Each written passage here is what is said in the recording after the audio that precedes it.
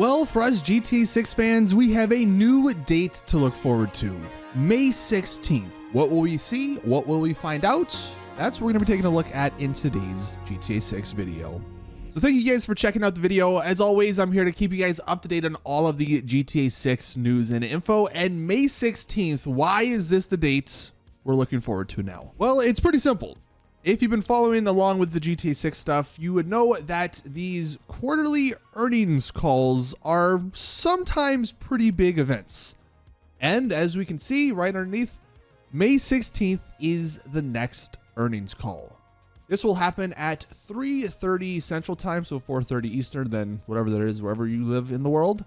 But why is this particular call such a big deal? Well, I just want to scroll down here because November 8th, I want to remind everyone that this was an earnings call date, November 8th, 2023.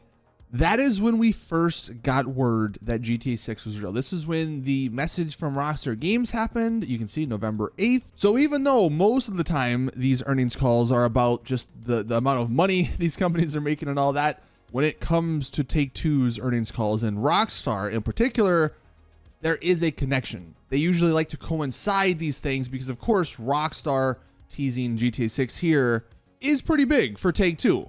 That makes their stock price go up. That makes the shareholders happy. And, of course, it makes us gamers happy. So it's a pretty win-win situation for both parties here. So getting back to the question, this May 16th date, why is this now a big deal? Well, it's a big deal because we will actually get an updated GTA 6 release timeframe from this earnings call. Not directly, like they're not going to come out and say GTA 6 is releasing in whatever month, but we will actually know indirectly. What I mean by that, this will be the first time they've covered the fiscal year 2026 timeframe in detail. And a quick little update on the whole fiscal year stuff, because it is a little confusing. Obviously, this is a normal calendar year of 2025. Well, the fiscal year of 2025 actually ends about right here.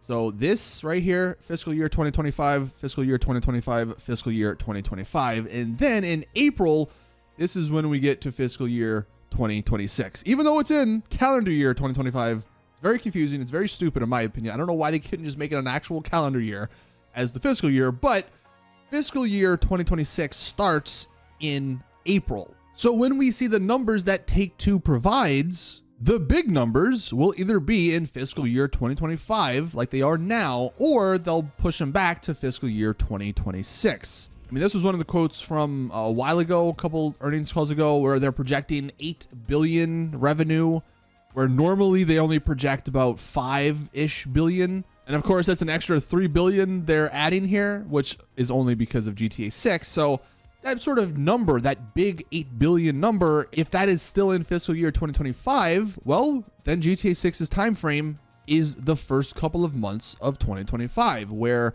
if it's actually pushed back slightly to the fiscal year 2026 estimates, then that means the game more than likely isn't releasing until either the summertime or even further like fall time. So it's not going to give us a specific date unless Rockstar come out and give us a specific date, unless they're ready. You know, if they are, that'd be great. But more than likely, we're going to get a much, much better time frame as to when to expect this game.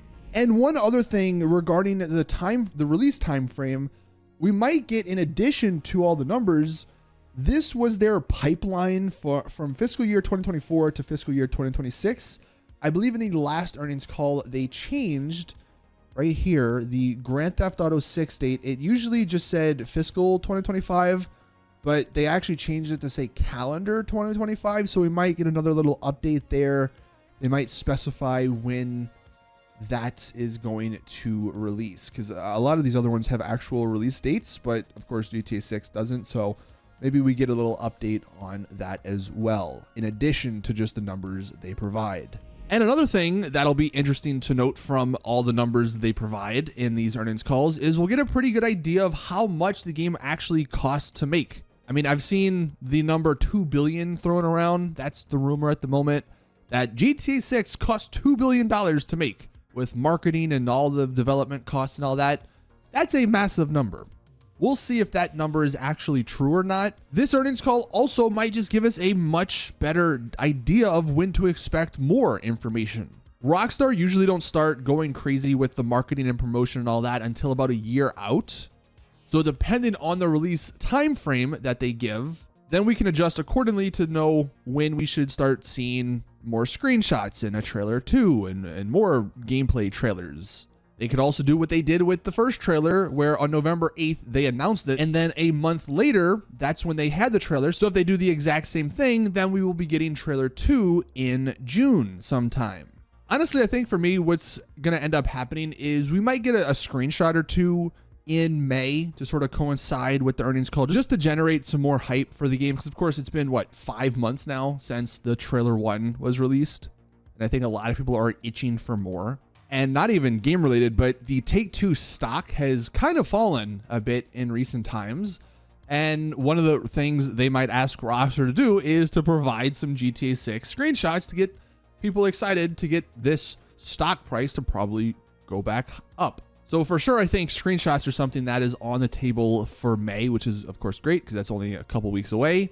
And then June, like I said, might be when trailer 2 releases. And another reason why this particular date is, and this earnings call is pretty important, or just interesting, I guess, is at the end, after they give all the numbers and do all their speeches and stuff, there's a Q&A section from, I guess, the shareholders and other analysts in the financial space.